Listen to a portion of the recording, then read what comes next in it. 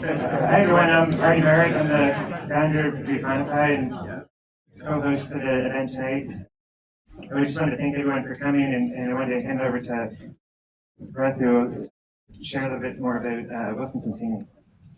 Hey everybody, thanks for coming to our offices. I don't know if you heard, but there's a flood here where up on like the 25th floor, so half this floor is covered in fans, but I'm happy that this space was spared. So I'm a partner here at Wilson Sonsini and one of the co-heads of our AI practice group. So we are a firm that's been based here in Silicon Valley in San Francisco for about 60 years now. We represent all kinds of AI companies, from the smallest startups to the OpenAIs and Anthropics of the world. We can help companies from things like seed stage, pre-seed formations and fundraising, all the way through the most complex commercial transactions. We can help people with kind of the new, national security rules, export controls rules, complex litigation, everything you need. So if any of you here are in a phase where you need advice, feel free to reach out. Always happy to help. Thanks for being here.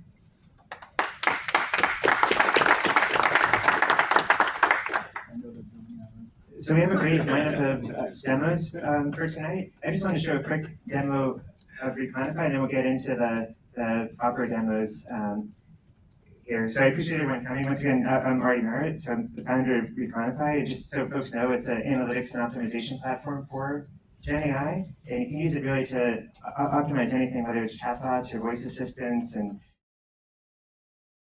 creating text, content, images, all that kind of stuff. In fact, I have another side demo here I can show you. This keeps track of any sort of application. So if you want, this is a virtual chatting with a cat, and you can actually see it do all the analytics. So I can say, how are you? And this is making use of like Dolly for coming up with the images, and then OpenAI for the text. The images take a little bit longer. It takes about 15 seconds for the images. You can turn it off, but yeah, so the images pop up related to it. So if we were to go into the analytics around this, we'd actually be able to see those transcripts and interactions. So I can see the back and forth interaction we just had. The same as I think it keeps track of all this stuff. And there's things for doing prompt clustering, so you can see what the most common prompts are going into the particular chatbot or application that you're using. Like if I pick a different one here, I can see all the individual prompts that went in, and it can be kind of overwhelming to figure out what the heck's really happening here. But if I cluster them, it starts to bubble up what the key intents are, and it can start to see what people are really trying to do. Like here's a group of folks trying to figure out or ask for a funny cat joke. You can see the cat theme. And now you can start to compare the responses. You can also experiment too. So if you have prompts going in, like if I pick an interaction here, and this is using OpenAI's GPT 4.0 mini. If you wanted to say what would have happened if I used a different model, like maybe Anthropic or Mistral, let's try,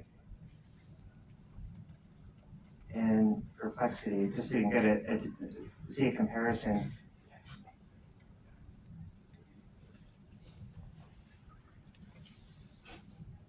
Now it'll run that same set of prompts that came through from the live chatbot across those other models. And now we can actually see what the responses are. We can compare to see how similar they are to each other. In this case, not too many are. Mistral and Claude are somewhat about 76% similar.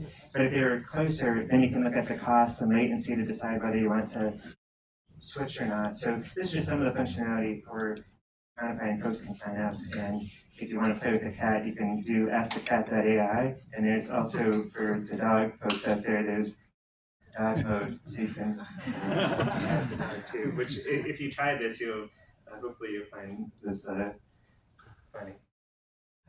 So without further ado, I'm going to get the first demo up. So where's Faye? Set? Thank you.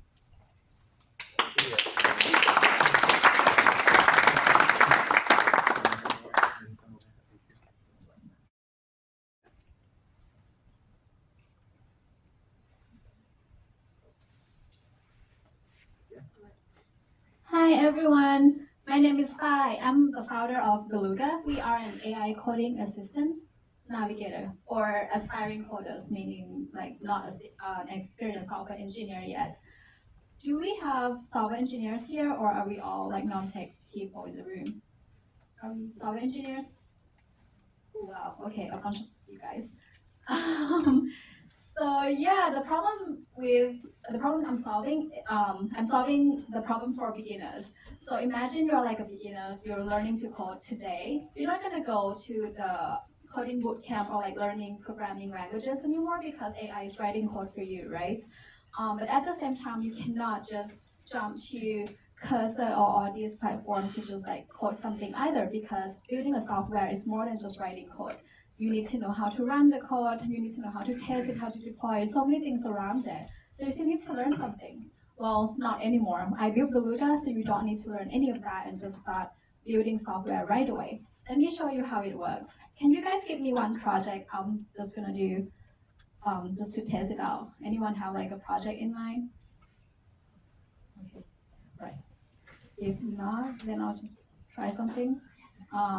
I want something more complex, but maybe like for the matter of time, a simple.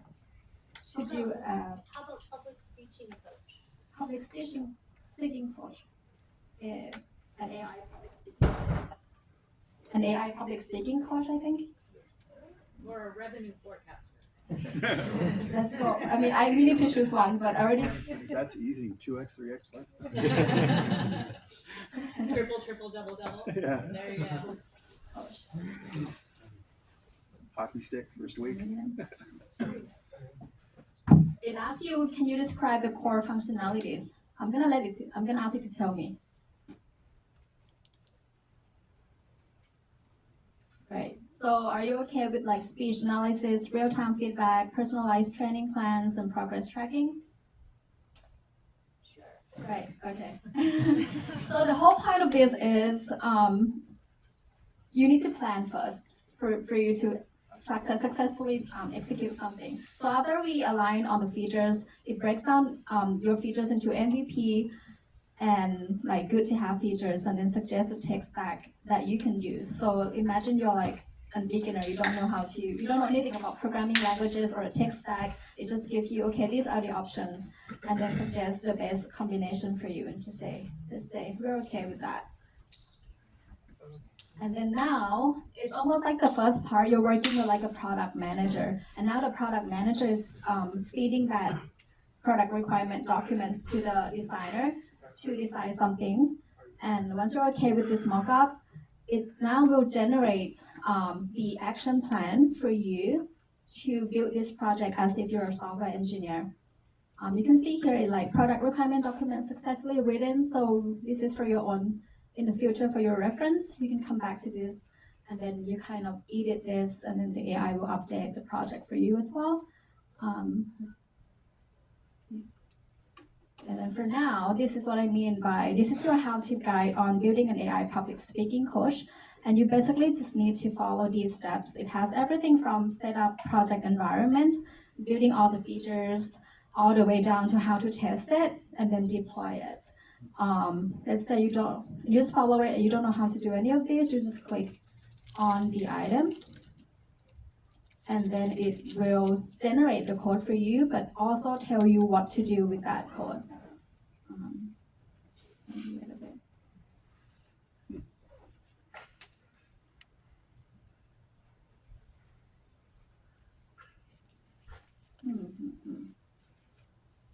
It usually doesn't take this long.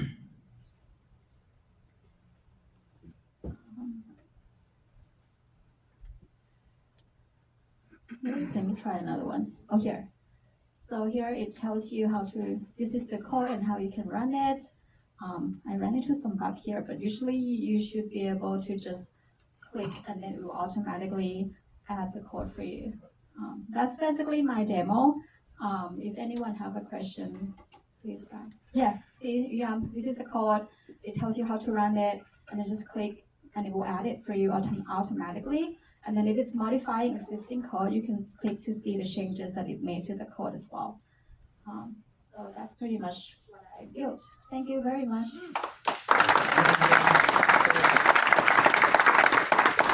Any questions for, oh, yeah. Does it have a bias? Like, does it say, oh, use Azure or oh, use AWS? Or, you know what I mean? Like when you're doing a project? I don't think so. I think that I'm basically using OpenAI model without fine tuning it yet. So it should be based on the knowledge that it has. But you don't need to go with a suggestion, and that's why if you see this, I don't know how to zoom it in, but it gives you the options and not just like straight into the suggestion or like the basically not force you to do something. So these are the options, is the pros and cons, and this is my suggestion. If you don't agree, you can go back to these as well. Yes. Does this work with other IDE or just this? This is a VS Code extension, Okay. so it definitely works with other ID. Okay. Yeah. Are you seeing certain types of apps, like are people building mobile apps, websites, or is it just the snippets of code? What do you see more? It's very similar to many other like playground at the moment where people are just curious on like what it can do. What we're seeing though is that you see on the Twitter is like blowing up, or people are trying like small simple apps, but like I built this with AI 100%. I code with AI 100%. This is 100% generated by AI. I don't know how to code it other way. So through building this is very complex. It's not just a simple to-do app or a simple snake game. And that's kind of like my goal. Yeah. Thanks. I forgot that this is the waitlist if anyone wants to try. And then also Code with Beluga is our website, and we are at Beluga IDE on X. Thank you very much. So next up we have Beth with Outfox Health. So that's all. I just signals the time. There we go. So hi everyone, I'm Beth Ann Lopez, founder and CEO of Outfox Health. I've spent my career working in healthcare, got a master's in public health from Harvard, and I previously started another digital health startup that was kind of like Amazon for healthcare. We could find and compare the profiles of different doctors, book telemedicine consultations. They grew quite a bit, had over 5 million users last year. But we had this issue that kept bugging us, and it kept coming up again and again and again, that no matter how good we made the UI or how much information we gave to the users, they still needed additional help. And so the most commonly used feature in the entire platform was our customer service. It was people who wanted to chat or call with a human being, because healthcare is not the same as Amazon. It is way more complicated. If you're looking for 2 pairs of yoga pants, you can see exactly like the specifications and know what you're going to do to buy it. With healthcare, it's hard to even know, okay, what type of doctor do I need in the first place? There's so many different types of specialists. What is my insurance going to cover or not going to cover? You could be a lawyer to understand the legalese of these 200-page policy documents, right? Does anyone love their health insurance? Yeah. That and dealing with hospitals, understanding the prices of healthcare. Healthcare is a unique industry in that you just accept whatever price you're going to get and take the bill at the end of the day. There's nothing you can do. And so we created Outfox Health as an AI co-pilot to help you navigate with your insurance and healthcare. And so it is integrated with your health insurance policies. So it's got my health plan here. It's also got additional point solutions. We've got like Sword Health and a dental plan. And then I can use it to ask questions, and it's going to give me highly personalized answers.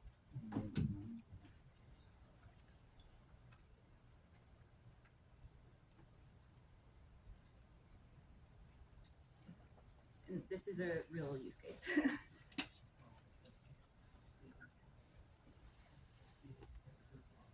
So this is where a lot of people start. It's kind of like, what do I even need to do? Do I need to see a doctor? What am I supposed to do? And so it gives some information here, talking about like medical health. Okay, and it says, okay, well, would you like me to help you find a provider? Okay, sure. And then it's got these different types of chain of thought bubbles here, because maybe I don't even know what type of provider to get. So I'm gonna click on this one. Okay, so it turns out I need a pulmonologist. Who's a pulmonologist? Yeah, so, okay, now I want to know which pulmonologists accept my insurance.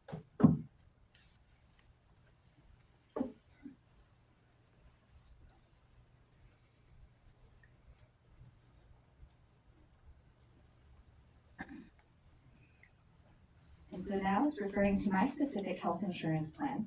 It's referring to my zip code. and it is mapping me with pulmonologists who accept my insurance in my area. So it's set to here in San Francisco. All these different doctors. Maybe I can check out their profile. Looks like he's accepting new patients, and I got his phone number, can call, book an appointment, easy. But maybe not so easy. How do I really know my insurance is going to cover this, and how much am I going to pay for it?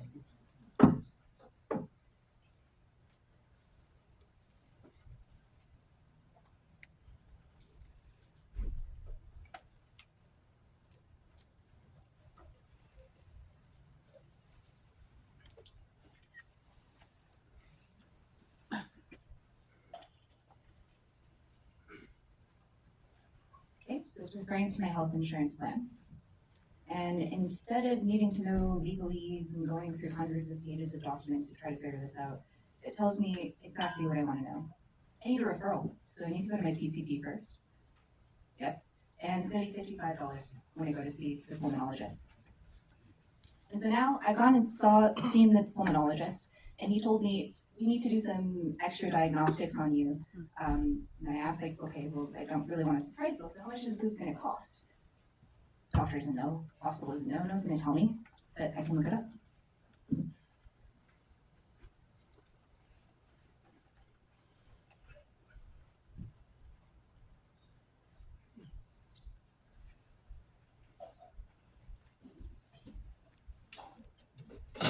All right, and so this is quite a magic feature, because what the AI is doing now is it is taking the text that I gave it, and it is coming up with medical billing codes that are related to the context of the conversation. You can literally get an associate's degree in medical billing, right? So we're predicting the codes that will be associated with it, and then it's looking up the negotiated rate at different hospitals near me with my particular insurance plan. You can't call someone and get this information. These are real prices. This is real data coming from the hospitals and insurance plans.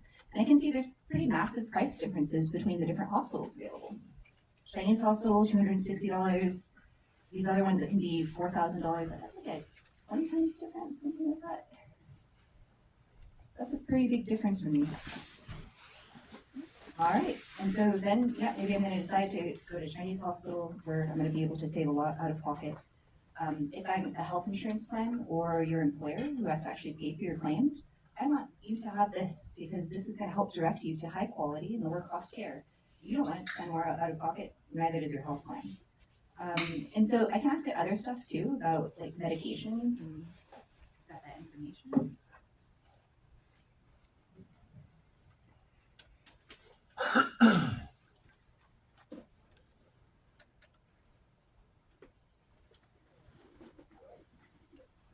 All right, and so now it's giving me the information for my plan. But it's, okay, I see these different tiers. But I want to know about my specific medication.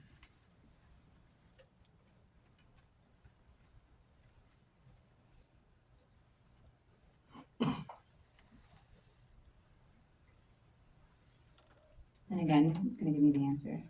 And you think about how much, okay, so it's albuterol is a tier 1 drug, so probably $30, right? Pretty straightforward. I know exactly how much I'm going to pay. I know that I have a lot of different options. You compare this to the experience of dealing with a call center, calling that phone number on the top of your health insurance card and dealing with a human who is looking at your PDF, hitting Control F, saying, okay, maybe I'll call you back in a week and get you an answer. So this is the future of healthcare access. Thanks, everyone.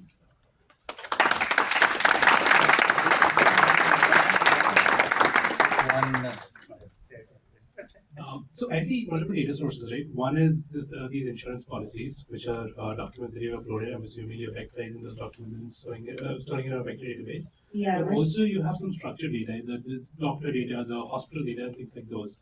So how is that being connected to the LLM? Just wanted to understand the architecture behind that.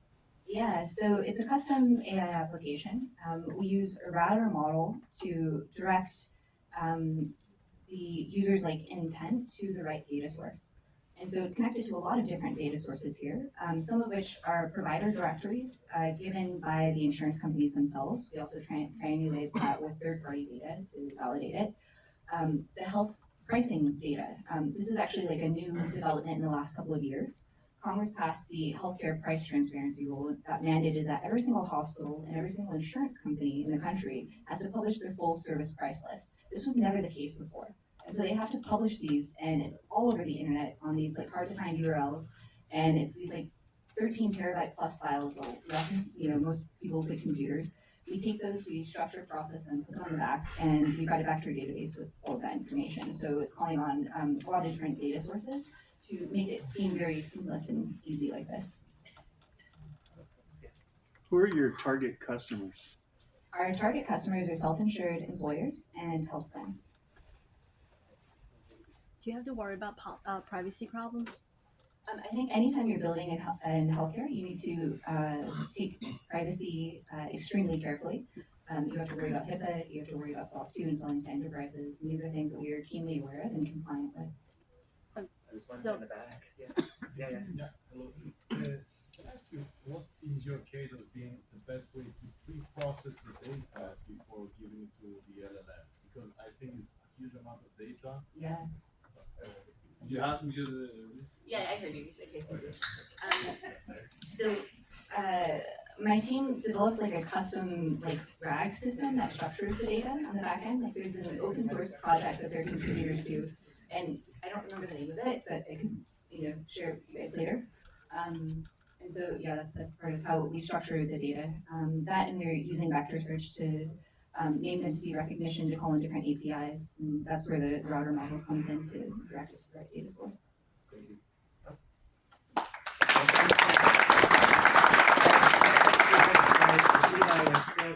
Yeah, thank you. Hello.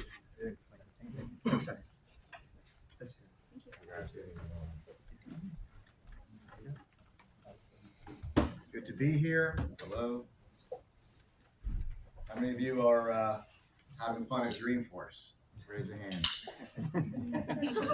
One person. How many of you are not having fun at Dreamforce? But at Dreamforce anyway. So I just want to make sure you can see the screen. Awesome, perfect, just double checking. All right, so how many of you, do I need a mic? Yeah, it will be good. It would be good, okay. Forecasting. How many of you are, I saw hands at the beginning, developers, engineers, raise your hand. Okay, a lot of you. How many of you are on the business side, sales, marketing? Okay, it's pretty split. So Saleshood is a sales enablement platform. Our mission is to help salespeople sell more. Very simple. My background, I worked at Salesforce.com for about 8 years. I ran sales training and sales enablement for the company, but we did it with people. So we developed this application, and Saleshood is 11 years old. So about 3 years ago, we really leaned into AI to help solve some of the big problems for salespeople. What you see here is a seller experience. This is what salespeople see today when they experience, when they want to get trained, when they want to learn, when they want to actually sell better, right? So Saleshood is a sales enablement platform, and we're all about helping companies replicate kind of really good winning techniques. And we guide sellers on what to do and what to share with personalized training, personalized coaching, and personalized selling. And now AI makes the impossible happen. And the impossible and the big problem we're trying to solve is companies have so much content, too much content, but salespeople somehow need to find the right content at the right time. And salespeople also need to get coaching, and they don't have managers to give them coaching because the managers don't get the good coaching. And so we're trying to solve many problems with AI. So I'm logged in now as Kim, who's a salesperson, and this is all live. Many of our customers today are using our AI coach, our AI search, our AI assistant. So I decided to show you just a few different examples. And so this is a homepage. It's customizable homepage for salespeople, and you've got all the deals you're working. You've got your plays that you're working on. Again, no AI yet. AI is making recommendations in terms of content and training, but one thing that's interesting is a salesperson, what they need to do is they need to be able to get feedback on their pitch, right? So we want a salesperson so they have a personal coach here that'll provide them feedback, and the personal coach will be able to just instantly give them feedback on, I'm going to run a simulation in a second, But this gives you an example of like how easy it is and how front and center we're making AI available to salespeople. Now, a big problem for salespeople is, well, let me do the coaching first. So let me do the personalized training. So here's an example, right? You roll out a training program for your sales teams.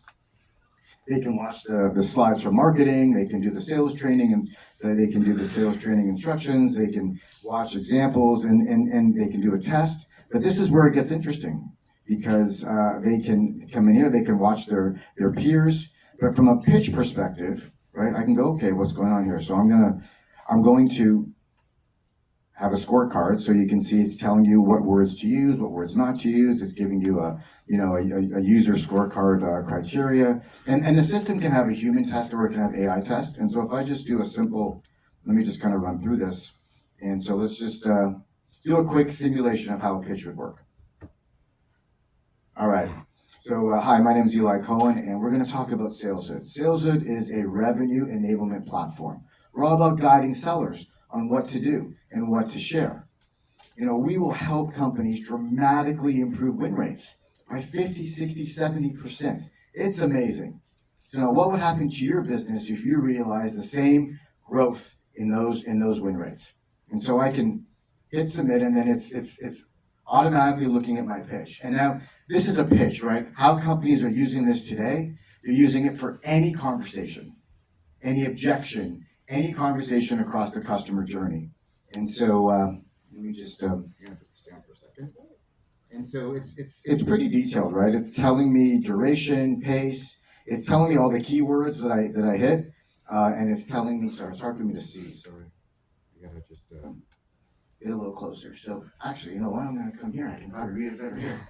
So perfect. So 25 seconds. I got 7.8 out of 10. And it said what I did well. All right, so I said my name, and we're going to talk about Saleshood, and we help companies dramatically improve. So it's giving me some good feedback, which is great. Remember what I said before? Salespeople don't always get feedback from their managers, and one of the most important things a company needs to do is to ensure that their teams are kind of conversationally ready. And so by having this personal coach always there, ready for you before a call and before meetings. And then here, what can you improve? Since there are no mentions of eye contact, so eye contact was a little hard looking at you and looking at the screen. And so, listen, this is something that can be done in real time. This is something that can be done for a certification. And so it's the AI coach from, I'm going to just leave this right now. So that's one use case for salespeople, so they can practice their pitch, practice objections, and be more conversationally ready. Now, another use case is, I need to find content, right? I want to find some sales tools. Actually, I want to compete against Acme, and so I can come here and I can ask the question: how should I compete against Acme? And so, boom. So it's evaluating all the content, thousands and thousands of files, and it's coming back with, a short answer, and it's giving me the source. And I'm going to do it again because that wasn't the right. Let me do it again.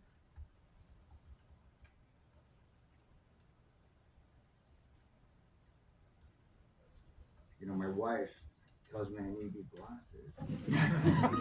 I'm gonna just come up here. Yeah, how should I compete against? And so it's reading all the win stories. So I don't know. It didn't do the best answer that I wanted it to do, and the salesperson can then come in here and say, write me an email, right? So then you can go, write me an email based on this. And so now it can turn the answer into an email with a subject line and a summary. So it actually, sometimes it works great. And so now it took the answers from the battle card and it read it, right? And I can go down to the source and I can go, okay, what's the source file? And this takes me to the specific source file, which was right here. And so it's reading all the content here, going through the videos and doing it like in a split second. And this is what's great for our customers is it's looking at their content and it's looking at all their competitive wins, it's looking at their customer calls if they have them in the system. And so it's providing them with the ability for their reps to find, what they need and to kind of really guide them on how to do it. And from a setup perspective, we make it really easy to set this up. So if I go here into the setup, and I'm just going to go ahead and hit edit. And so again, we're trying to enable marketers and operations folks, sales ops folks, to very quickly create these challenges for their salespeople. And so we can go here into the add a module, and I can add a pitch. And then when I click into it, we are saying whether I want human plus AI coach. And then you are able to write in, up to 5,000 character, kind of scenario-based training, and then you can add in the criteria, and then you can add in the key phrases. So we're providing a really easy-to-use experience, so the sales and marketing leaders are able to very quickly roll out these kind of conversations. And that gives you some examples. There's one more example I wanted to show you from a selling perspective. Remember, we talked about how am I doing on time? 2 minutes. Personalized training, personalized coaching, and then from a sales perspective, salespeople are able to share content. So here's an example of a digital sales room, and the digital sales room is where they would share content with their sellers. Amazing. The digital sales room is going to provide them with AI recommendations. So here's a video and a file, and so AI will write summaries. Remember, I would share this with a customer, and then what we're also doing is we're syncing the Zoom calls and any other kind of meeting call with the digital sales room, providing the transcription, writing the email follow-up, doing suggested next steps. And for those of you that are familiar with B2B selling, we're populating a mutual action plan with activities, so that way we can guide the sellers on actually how to close the business. So, wow, that was 10 minutes. Okay, here we go. Sorry about the search, but listen, for anyone that has any challenges getting their sales teams up to speed and on message and want to learn more, feel free to reach out. And again, thanks for having me.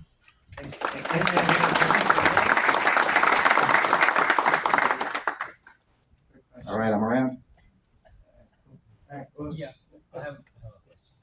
So there is Marketo, there is HubSpot, a lot of competing SEO, SEM products, right? Sorry, can you repeat that? I'm just saying, in the business of sales, Yeah. there are companies like Marketo, HubSpot, and many others. Sure. Who are also, in the mix of things. Yeah. So do you face a lot of, whatever you're doing, there is some special USP, right? Yeah. Which is different from what these companies have. Just asking. So listen, I worked at You would have already Salesforce.com. gauged them, right? Even, for example, Einstein in Sure. the report, it says, yes, I can do a lot of these sales activity, for example. Right, and so you know what, I applaud the work that our friends at Salesforce are doing with Agentforce, and You're a very good sales guy. Thank you.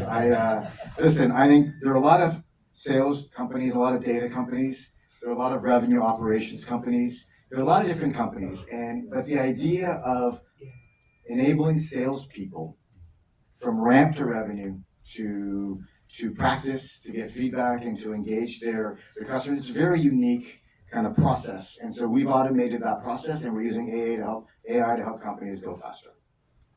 And HubSpot we integrate with, Microsoft Dynamics we integrate with, Salesforce we integrate with, and we use that data to make the AI smarter. Thank you, sir. Thanks a lot. Yeah, thank you. Josh with Persana. Hi guys, hi everyone. I'm just checking if the HDMI cable is working correctly.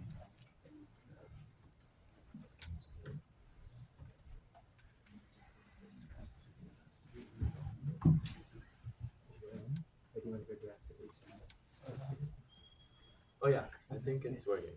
Cool. Hi guys, I'm Rush and I'm the founder of Persana. And just a quick little intro of us. Both me and my team, we worked at LinkedIn together, and we decided on Persana just because we figured out that there were so many data sources and there was no way to bring them all together. Sales teams right now, they have to, by email data, contact data, link a lot of data sources together. If they need technographic stats, if they want to find out is the company on AWS, are they SOC 2 compliant? they need to buy all these data sources. So instead of you buying them, you just use Persona, and we'll get all the data for you and use AI to figure out, who's the right company for you to go after and when you should go after them. So just in time for Dreamforce, we have our new quantum agent launched, and I'm excited to show that with you guys. But before we do that, let me just walk through a little bit of the Persona dashboard. So this is what happens once you enter Persona. You get a dashboard where you can either import your leads from Salesforce HubSpot or actually use AI to find the leads. So let's just do a live example. I'm just going to type out in natural language. Let's do software engineers in San Fran. I'm gonna write San Fran just to see if it can pick up the right country and city. Just give it a few seconds. Yeah, so here we have a list. You can, access emails. This is very similar to as you've seen Zoom Info Apollo. But what we're actually doing behind the scenes is using 75 data sources. In real time, we're able to find the leads. Once you have these leads, you can import them into a starter table or a sample table. I've just put up one here. And what this actually allows you to do is you click on this enrich button, you have the names of the people, their companies, their websites. And let's say I wanted to find out what's the revenue of a company. I can just type that out using natural language. Should we make this full screen? So I just said, find me the revenue of this company. And all I did was just hit OK. And it did it for my whole list. So you have the revenue of the entire list here. This is a pretty standard question, but let's say I'm a calendar booking company, like I'm a SaaS app that's like selling calendars. And I want to find out which of these companies in the list actually have like a call booking link. I can ask that question and do that at scale as well. So I'm gonna do, does this company have a call booking page? If yes, link me their demo page. And it'll run on a list and give you that answer. And what's cool about this is you can have a list of like 20,000 leads, and it's able to go on the website, research it, find out the exact link of their booking page. And what one of our customers does is actually takes that link and takes a screenshot of it with Persona and uses that in their outreach. And they do a message like, here's your booking page. This is how we can actually improve it with our tool. So getting really creative with the outreach because you have that extra insight about what their call booking page is like and what the fields are in there. One more example is this company SOC 2 compliant? Just asking that. So one of our clients is actually in the SOC 2 and compliance space, and they want to go after companies that don't have a SOC 2, or if they have a SOC 2 with a different vendor. So it's able to research that at scale, just ask a question, and it's able to do that for you. Do you guys have any questions you'd like to try asking it? Does anyone have a question? Think about a question that you would ask. Yeah, go for it. Can you ask it like, does this company have a media page? If I'm a journalist and I want to contact the PR or media people there. Oh, great. Yeah. So we actually have a company news enrichment for that. So we have 75 enrichments as mentioned before. So you can just even use our company news enrichment, or you can actually use the AI as well. So great question there. Just put in the website URL and it'll fetch the news about the company. So 20 news articles found. There you go. They launched their AI Copilot as well. So yeah, you can do that, and then you can actually use this in your outreach. You can also send our AI agent to research it as well. So whether you want company news, job openings, things like that. Cool, does that answer your question? Cool, so let me show you a little bit more. These are more research you can use. You can use Perplexity in addition to Persona. If AI signals are a big thing, so tracking job changes, as many of you might know. If you track job changes, you want to reach out to the people at the right time. It's able to do that using machine learning as well. So like it'll figure out there's a job change and then write a message and then craft it, be like, hey, I just saw you switch jobs. Is this something you're interested in? and you're able to customize it. Unlike different AI SDRs that do it itself, we want the salesperson to be at the front seat of this, so they can really go and do they want to send a message, or do they want to just add that to the CRM and get the reps to do it. Yeah. So, no hallucination, etc. Right? Suppose if I ask, okay, what is the revenue of this company? Oh yeah. So without hallucination, tell that correctly, right? Great point there. I like the question you just asked. So actually, what you can do is you can see where the references are, and making sure it's coming from the right place. And we do a double check RAG on this just to make sure it's actually answering from the source. So there is explainability. Yeah, and the explainability is key. We need to know that where the data is coming from and it's not getting hallucinated. And if you're using LinkedIn and Gmail, we have an extension as well. A lot of our customers, they'll go on LinkedIn, find the profile, and they want to add it into Persana to do further enrichments. They can do that as well. And in terms of the quality of the data that we're able to get, we do this thing called the waterfall, which you guys might have heard of. What we do is actually, let's say you want to find the email of these people, it would go into the first one, look at our first data provider here. If that fails, it'll go to the next one. If this fails, it'll go to the next one. So that way we're able to improve the coverage and the performance as well. And all the emails are bounce checked as well. So you can just tap that, or even if you don't, we have our own bounce checker as well. So just making sure, the emails don't bounce and you're able to get the high coverage and the quality as well. And this is also applied to phone numbers and all the data sources that you think sales teams need. And we're constantly evolving our data sources. We keep getting like 2 or 3 data providers a week. So there's, a lot of room for creating new data sources as well. Anyone have any questions for Rush? Oh, way in the back. There you go. Do you need separate APIs for all of these tools to work, or do you have credits? So that's the good part, yeah. So we have credits at Persana, and with your Persana plan, you get a bunch of credits, super affordable, and you can use all these data providers without actually needing a subscription for them. And we are able to negotiate these at scale because we buy them in bulk. So we're able to give you that discount as well. And let's say you do have a subscription, you can use your key in as well. So let's say you have an Apollo subscription and you want to reuse your credits there, you can use it in there. Yeah. Well, yeah, thanks again. That's great, Rush. Yeah.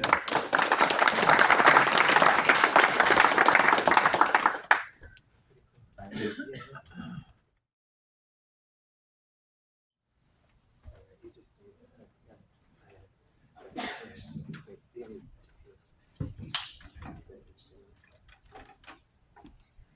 So next up we have Mahfouz with Smartloop.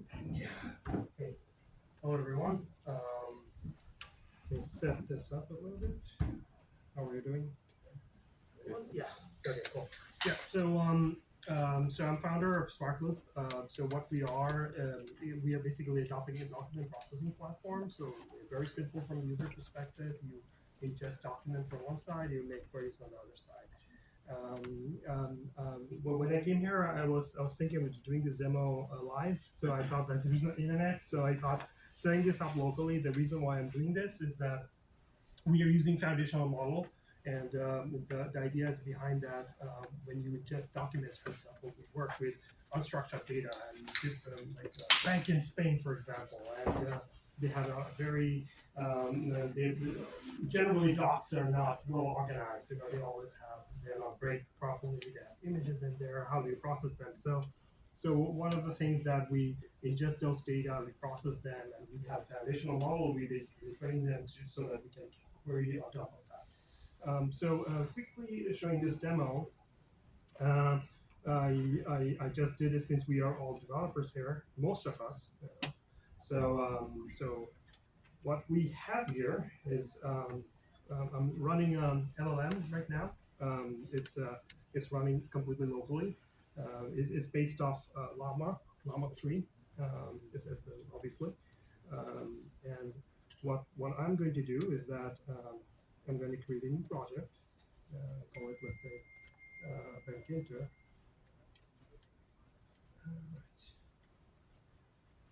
so I forgot the default temperatures and everything. And then we go up there, upload a document. So this is a real document from a real project, and it's in Spanish. Basically, it's a bank, and it has information of how people can open a credit card, and all the other things, who can open a credit card and things like that. So I just upload this document, and at the same time, I will open up this window back here. You can see that down there, that's where the chunking, the vectorization, the processing is happening behind the scene. We don't need to know that, but I just want to show you the reason we're doing some of the things around security, governance, running, sending your sensitive data to a SaaS product versus running it locally, how enterprise deals with governance and all those other things. So we went to a very different approach than existing SaaS solutions, which is how can you run this on your local machine? How can you run your model on your local machine, on a Jupyter notebook, or something like that, or download it and things like that. So yeah, so it's processing. It will be done in a second. And as soon as it's done, you will see in the UI, it's ready. So now I go inside it, and I will ask in Spanish.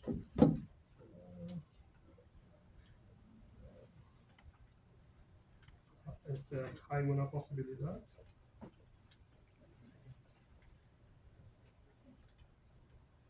Que la menor puede abrir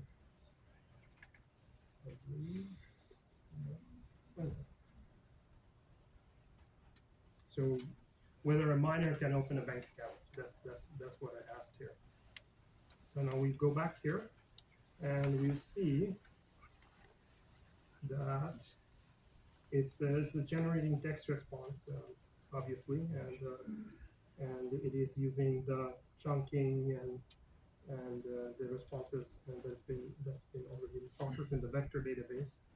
And eventually, it will, and it's done. So so the response it came back, yes, there is a possibility. So a minor can open a bank account with Bankinter. They have to have accompanied by their father or mother. So yeah, all these things. The thing that we're trying to do is we work with a lot of the Renfe train station. They are the biggest train station in Europe, and they have all this unstructured image, heavy data, and they don't want to give out their data to off the wire, to someone else. So how can you run all these things locally? And yes, we are doing a mix of RAG and training the LLM, because what happens, like if you're a law firm and you upload some documents and you tell, okay, write me a contract.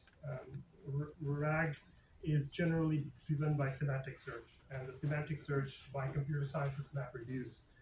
So for this kind of things, the problem is that how can we train the LLM so that it can reason a lot of things for me. Yeah. So yeah, that's like a quick demo I had. Questions? Yeah. Also, a couple of things. Can you work with multiple documents? Yes.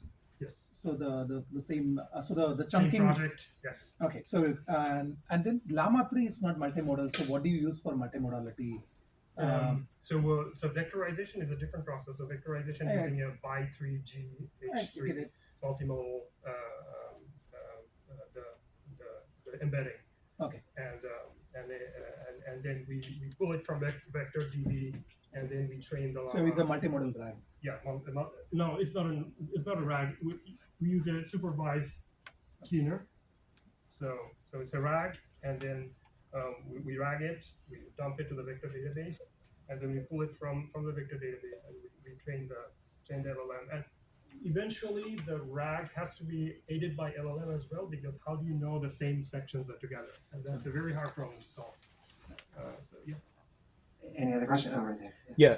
What was the I might have missed something. Why it was in Spanish? Like could you maybe elucidate the point? Like if you ask the same question in Yeah, English, would it yeah, that's a good respond in question. English? Let's go back and let's go back to all projects. That's a good question.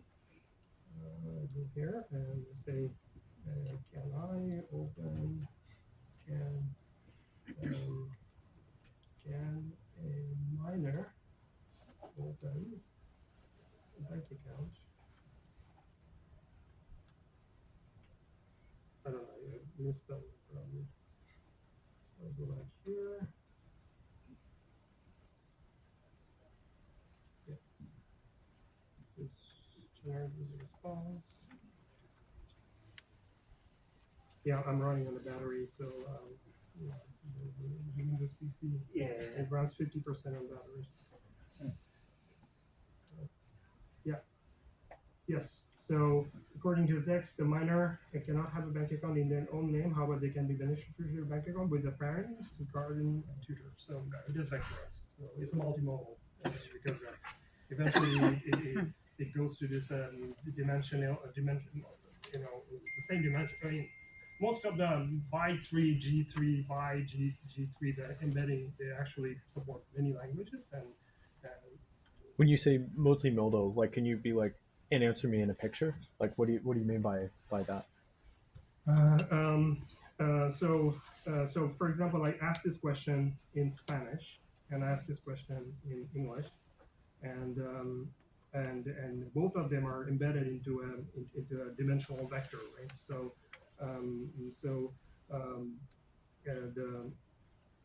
the thing is that semantics are still returning to me the correct response, right? So that's multilingual, not multimodal, like images and audios. Not audios and images. Okay. Right now is text, but we're also working on the images, and not audio, images, because documents have images. Cool. Yeah. Thanks.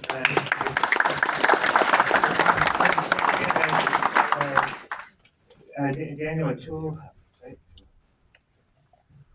Thank you. Oh,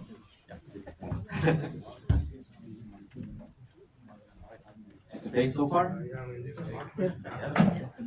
Yeah. So prepare to be impressed now. That's it. Okay, you can see that. So here's the thing. It's 2024 and LLMs still can't spell. They can't send the emails they generate. They can't run the code they write. And just heard from Smartloop, like the big problems they have to have. Can you do RAG with just one click? If you have to take care of all this yourself as a developer, chances are you end up with code like this. It's actually a screenshot I took from a previous project. And I was trying to do all the things I just mentioned. And it took me about 10,000 lines of code to do all this. 10,000 lines of code. Can we do it with 3? Of course we can. With Toolhouse. So my name is Daniel. I'm the CEO and co-founder of Toolhouse. I used to run developer relations back at Twitter, when X was called Twitter. Toolhouse is a complete infrastructure that sits above your models, but below your app. So we provide all these building blocks that allow your app and your LLM to be smarter, to actually perform actions like send emails, run the code generates, get memory, without taking care of all the complexities of running the code, building the code, maintaining the code, and all this. Look how easy it is to install things into your LLM. You install things like you install apps on your phone. That easy. And we have the best developer experience out there in AI. I guarantee. Like 3 lines of code. You can't beat this. And I'm a guest, and a guest never comes to a place empty-handed. So I have a little gift for you. You can sign up today for Toolhouse, and you can get $150 worth of credits for just $1 for today. I saw you taking pictures. There's more of that. I'll show you how. So first of all, let me blow this up a little bit so you can see more clearly. This is how the tool store of Toolhouse looks like. And you have all these components done for you already. So suppose like we're going to work on a low use case, like a virtual sales development representative for Toolhouse, because obviously I need sales, I need customers. You can just install things like a tool that gets the content of a page with just one click. the ability to recall previous conversations. What else? The ability to search the internet. We have different flavors of that. You don't have to do anything, you just have to install things. And then your implementation looks like this, like 3 lines of code. You get the Toolhouse SDK here, you pass it to your LLM or your framework if you're using something like LangChain or CrewAI, and then you run the tools. From this moment on, you save the code and you forget about it. So let's head to the playground. I'm going to run a prompt like this, get the contents of Toolhouse AI and summarize its key value propositions in a way that's good for cold sales outreach. Obviously, Claude cannot search the internet, so it can't do that for me. So I'll just use Claude here on the playground. And in a moment, we should be able, actually, let me refresh this real quick so I can see all the tools that got installed that I just installed here, as you see here. And now Claude should be able to, thanks to Toolhouse, to search the internet. There you go. Let me build this up a little bit so you can see exactly what Claude is looking for. So it's looking for Toolhouse.ai, and it's preparing a cold sales outreach email for me. That's great. And yeah, even got the $150 right. That's amazing. All right, so another thing I can say is, given I'll type faster with 2 hands, so I'm going to shout a little bit. Given what you now know about Toolhouse, find 3 medium-sized AI companies, or tech companies actually, who are building AI assistants. For each one, describe a use case where Toolhouse can be useful. And what we're going to do, Toolhouse is going to search the web for a few companies and then summarize, and using the information it just got, thanks to Toolhouse, get this. Nice. Stack AI, use case, we could use Toolhouse to enhance their AI assistants with a wide range of pre-built tools and integrations, exactly what we're doing right here. Amazing. Yeah, so actually I'm going to send a cold email to Stack AI. So I'm going to ask Toolhouse to prepare a draft email using the information it knows about me based on previous conversations with a prompt like this. Perfect. Prepare a draft email for Stack AI using all you know about me. Super simple. Now you should access our memory fetch component. Get my memories semantically. Let's see if it did it. Well, we'll ask nicely then. Thanks, but look into my previous memories and add my details to the email to make it more personal. And again, thank you for apologizing. Gets the memories done. Yeah, it is empathetic. Very empathetic, that's right. Otherwise, you all cut and dry. Right? That's nice. Perfect. And it also said, like, I like that I already need to take a customer out for pizza to close the first deal, because one of my first memories were that one of my favorite food is pizza, and my favorite pizza is this pizza called Pizza Capricciosa. So yeah, I prepared a very nice email that we can then, if we wanted, send to the customer directly using the send email component. Here, just one click. And that was the demo. Which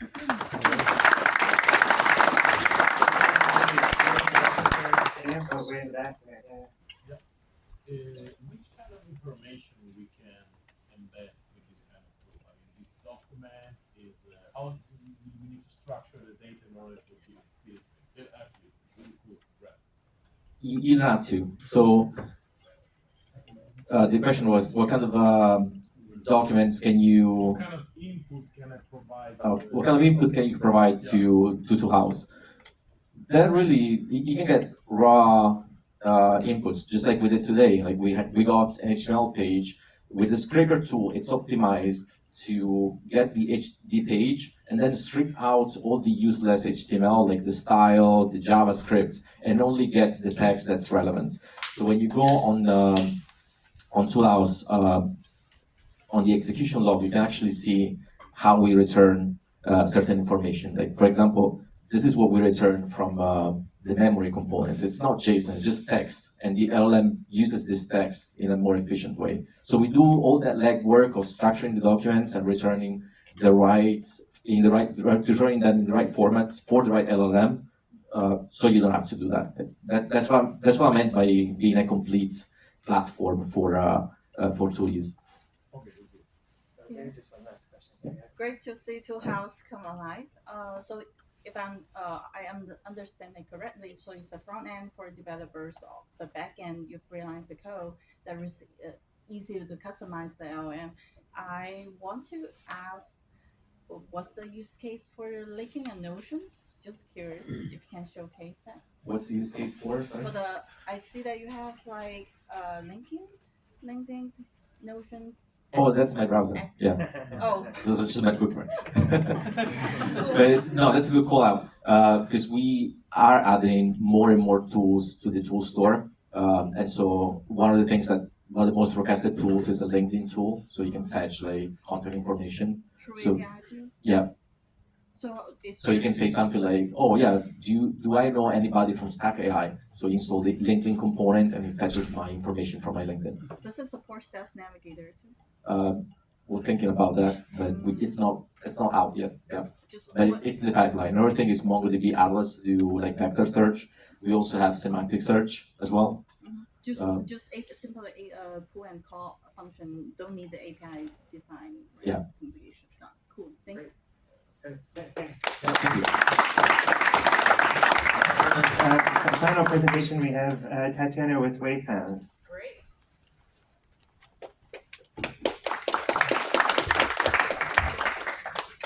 All right. Hello, everybody. Let's just wait till, there we go. All right, I'm going to address the business people first in the room, and then I'll get to you developers, I promise. We found the best way to think about us is we are AI to manage AI. And so who heard about, at least, I know you didn't go to Dreamforce, but at least who heard about what happened at Dreamforce today? Did anybody hear about, okay, you over there, what happened? What was the big announcement at Dreamforce? Agents, okay. You guys heard of AI agents? Who's heard of AI agents? Excellent. Mark Benioff said on the All In podcast last week, this is the moment. This is the greatest opportunity, and it must be executed with absolute acuity and excellence. Agents are going to be huge. Acuity and excellence. Who knows how to build AI agents with absolute acuity and excellence? Raise your hands. Ooh, a couple of you. Good job, you guys. Well, guess what? You are very much alone because 95% of all AI projects fail on the first try. Here are a few examples of this. But what we really need to do is embrace this. This is the truth, right? This is the reality. And in generative AI is very different than traditional software programming, right? We all get this. It is probabilistic, not deterministic. You can't just map everything out, ship it, and then make sure there are no bugs, and then be like, done, right? Success is not a straight line. You're going to be like, ooh, amazing, I built my first agent. Oh no, it gave me the wrong answer. And then you're going to need to go in there and rejigger it and change the directives and add some more information. And you're going to be like, oh great, now it's working, but oh no, now it's done something that it wasn't supposed to do.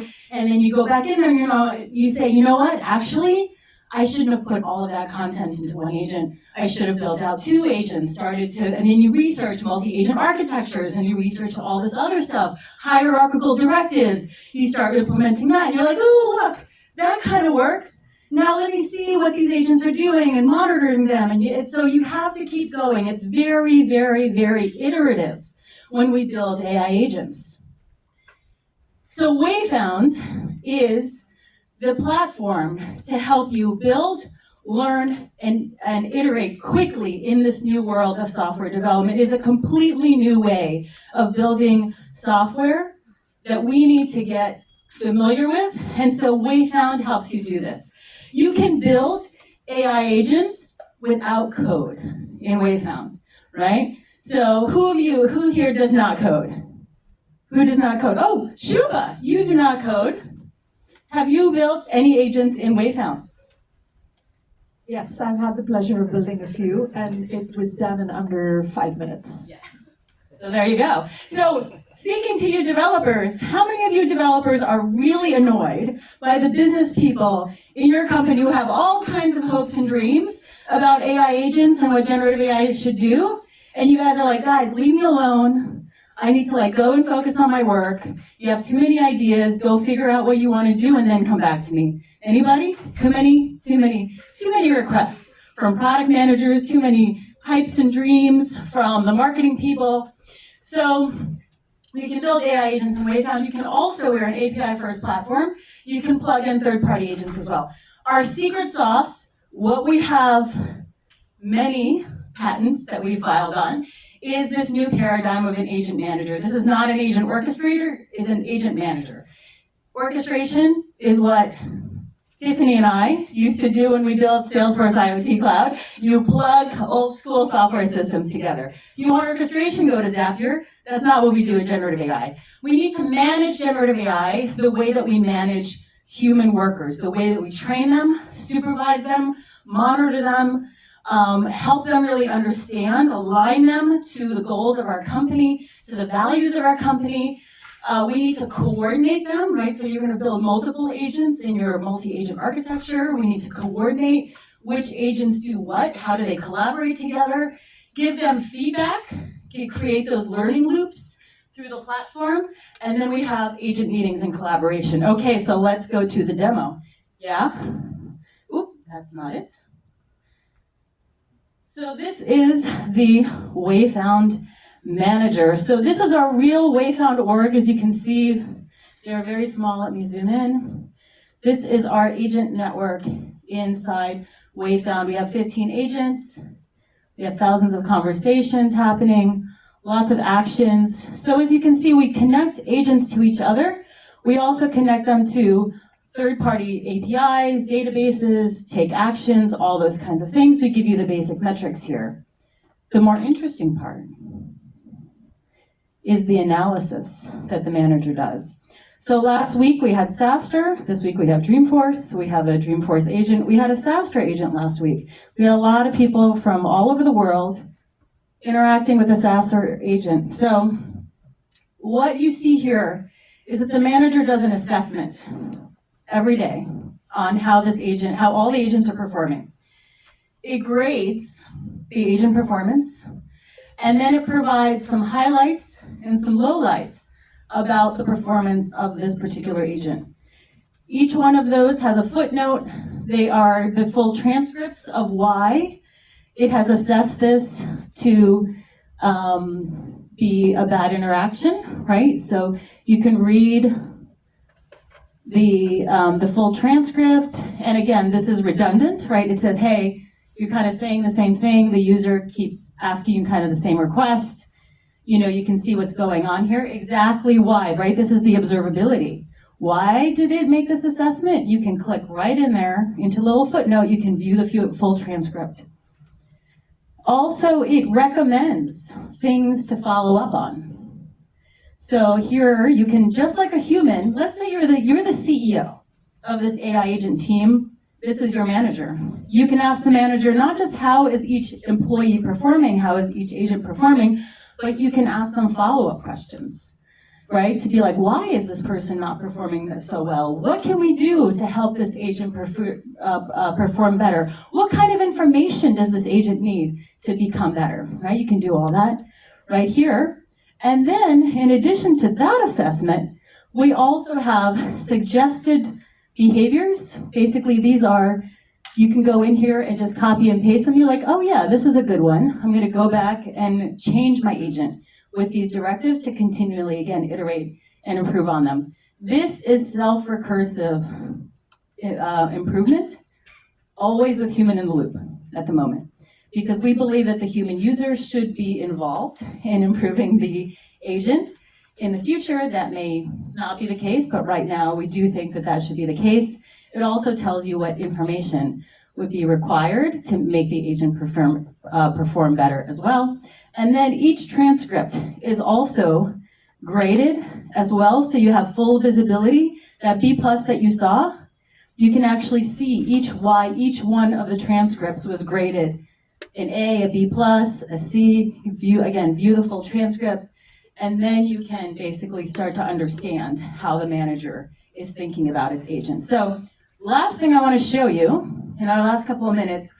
So you might say, this is pretty cool, and it is.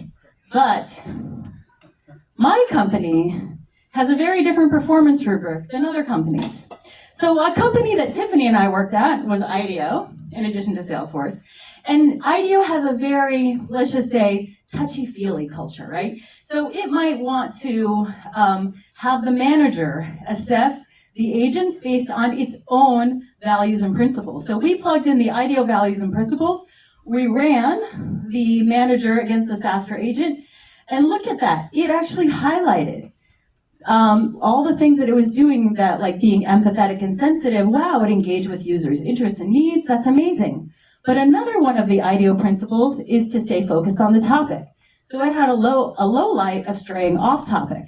Now compare that with another company I worked at, Amazon. Anna also worked at Amazon, works at Amazon now. So here are the Amazon culture and values and principles. You write a lot, right? Insist on the highest standards, dive deep, right? So it actually now it changed, right? You see how these suggestions from the same manager model are different than these because they have different values and principles, different corporate cultures. So where we're going is to create really culturally specific AI agent managers, because human brains do not have the throughput and do not have the speed to manage fleets and fleets of AI agents that are coming. And so we're going to need these AI agent managers, and we need them to align with our own organizational culture and make sure that our organizational culture is reflected in how these agents operate. So that is where Wayfound is going. It's a very easy building platform. We're API first. You should check us out for that. But when you get on Wayfound and start building with us, you are going along with us for this long journey into this new future of how organizations are going to evolve. Thank you.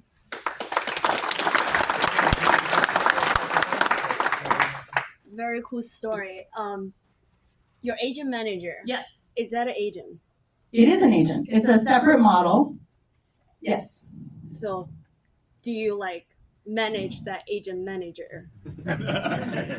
So excellent question. The agent manager has it right now. It is only updated and only speaks to, right, and manages.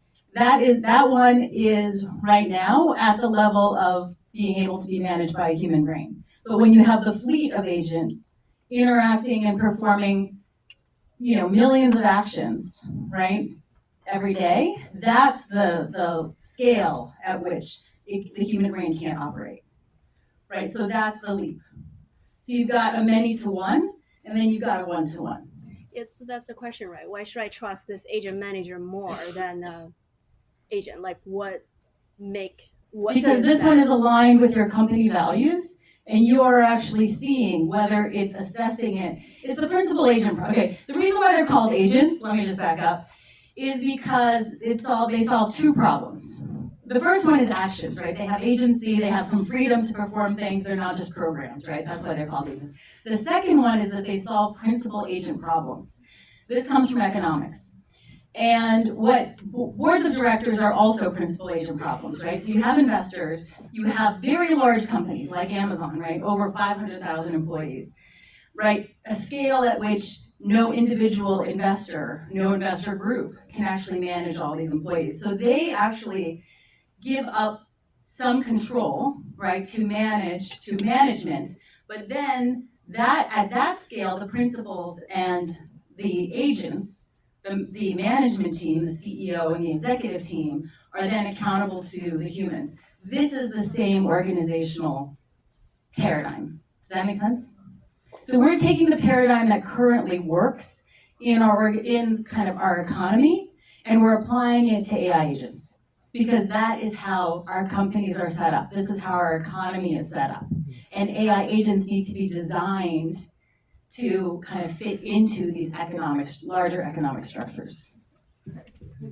One more? Maybe after, we're gonna do networking after you can. Oh, yeah, okay. yeah. Wow, just very brief then. Okay. I actually really like the principal use case. I just two specific questions. One is, can it be extendable for like joint knowledge base such as Confluence, GF?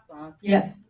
Awesome, cool. Second question. Yes, all knowledge bases, anything with an API you can plug into Wayfound. We're an API first platform across the board. Yes. Right. So the second one is the SaaS. You use the 2024 example. Is proprietary data. So would it be extendable like long short memory? For example, the previous years, not just 2024. Does that make sense? No, I don't understand what you're asking. I mean, go beyond the limits using, right now the agents still like very tied up to having short memory issues. Right? I mean, the windows are expanding, right? And I mean, it's going. I mean, every day that we wait, right?